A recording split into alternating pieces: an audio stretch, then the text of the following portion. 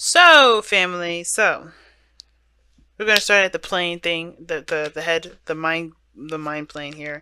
How you guys are both going into this relationship with, well, what is the mentality in which you guys are both approaching this relationship?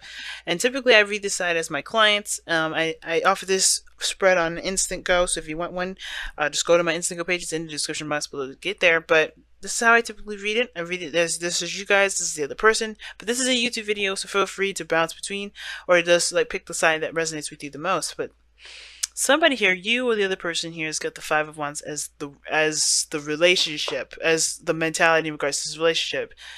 They see this as conflicting. Somebody finds this relationship very conflicting, very if not confrontational, then very turmoil. There's a lot of turmoil regarding this relationship for this person. I do get this feeling though that this person is trying to kind of come up with some sort of balance here, but there's a lot of stuff going on up top. They feel like they go into this relationship, they're ready to fight. Now this how this other person is seeing it is the Six of Pentacles.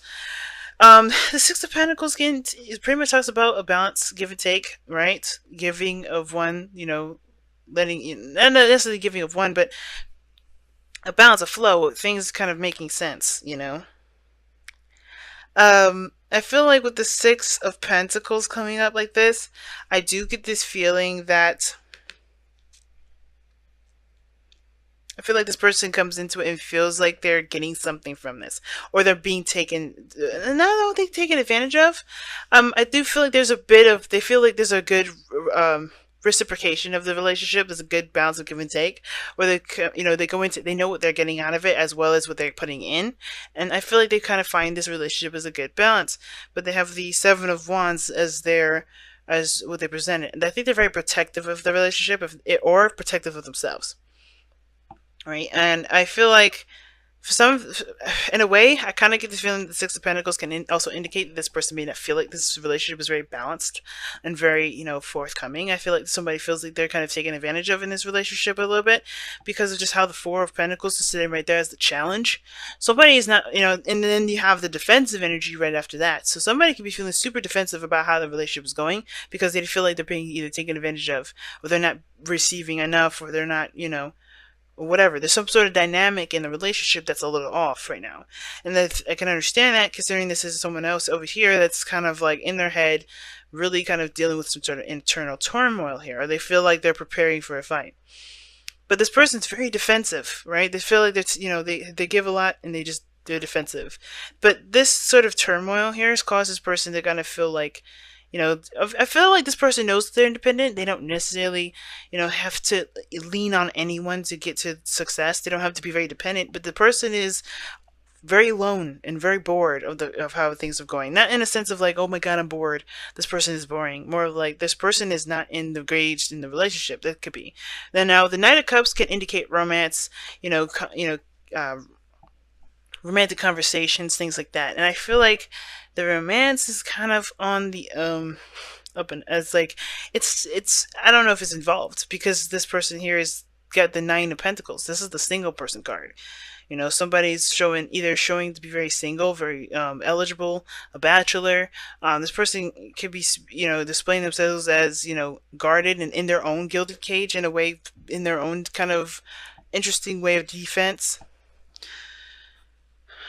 Because this conflict is here, I think this person maybe is in their comfort zone and they're just chilling in there. Because just by the way this looks, there's a lot of stuff going on up top. There's a lot of conflict going on up top, a lot of turmoil going on up top. This person may be in their comfort zone right now. They may be just like, disconnected from the world, just kind of keeping to themselves. They're not trying to kind of break out of that. And I think this person is in a way defensive too. They're not like, somebody's like, oh, hell no. I gotta protect what's mine. Okay? But where this is all coming from is the Hierophant for this individual.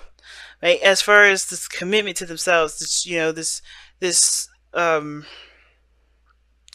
change in routine.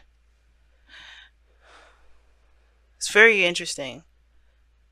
Because this is talking about where everybody was coming from, why everyone is reacting the way that they're reacting. And the Hierophant could be that there has been some changes in the dynamic in the relationship and the dynamic of their own lives. It could indicate that there is um it's because of commitment itself that's keeping them from being able to let the guard down. This person may not have their guard up at all in regards, again, regards to the person. They may not feel like this is just kind of like a another interpretation of what I'm seeing. This person doesn't have to feel like this, like they've taken advantage of.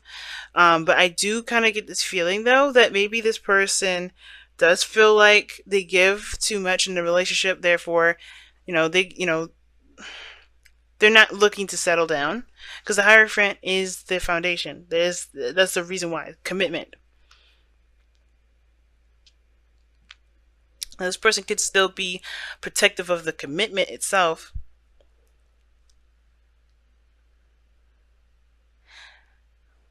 I kind of feel like this person's really connected, is protective of the commitment at the same time. Well, it could be totally different messages that I'm getting with this one because the Hierophant coming up like that, it does talk about conformity. And this person may be just not interested in conforming to things. They just want to give, they just want to, get something out of their situation and not necessarily settle down and, sign a contract or, commit themselves all the way through. Like, commit themselves away. You know what I mean? Because I feel like this person just kind of wants to just be and not necessarily be attached at the same time. And I think that's the thing that's bugging him. Because think about it, if this is another fire sign, if this is you, Aries, then this, you know what I mean? Like, you're not going to want to commit like that. You're not going to want to do that. Or conform, rather. Conformity is different than commitment. But they're going through some sort of change.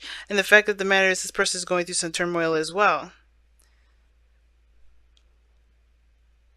And I feel like it's because, it has a lot to do with what brought you guys together in your challenge, believe it or not. Because this person's foundation, for instance, or this person, where this person's coming from as far as this going, what they've got going on here, why they're reacting the way they are, why they're thinking the way they are. They have the Six of Swords. They're going on, they're moving forward from something. They're leaving something behind and traveling to something new. They're transitioning. Now, I don't know if they're necessarily doing something in regards to distancing themselves physically. Obviously, this is a spiritual aspect, so this is not really, I would never think of this as a physical move or physical travel, but I do get this feeling though that with the Seven of Swords, excuse me, the Six of Swords here, this person is going through a transition. They're letting something go. They're moving on from something. Um, but it's still very difficult, because this is leaving behind something familiar, something that they're used to. And I think that's why they have the turmoil going on up top, because they're discovering something new. They're doing something that is a little foreign here, right? And I feel like that's why they're kind of showing that they're either bored or they're kind of like stuck in a gilded cage. And I feel like they're having they're having a hard time moving on from some place that they know that's safe into something new, right? Because that's the newness, right? Newness here, you have traveling, moving on, and this is the very polar opposite. Yeah, you may be confident, may be independent, and you feel good about where you are, but it doesn't mean that you're cool about moving on. And I think that's just it, moving on. This person's defensive here because they have standards and traditions and regular routines that they got going on, or a certain way, a certain belief system they're staunch on, right? That's changing. And the Knight of Cups, yeah, it's change. It's mutable. That energy changes a lot, and I feel like this is because of how each person is feeling. It's about what they want. And I feel like in order for each person to get what they want, they have to leave a comfort zone, which is why they are together, right? To face the challenge together, leave behind the comfort zone. Because the challenge is what's holding them back, right? It's the card that it's what holding stuff in, not expressing, not coming out, not opening up. But what brought these two together is this Four of Cups.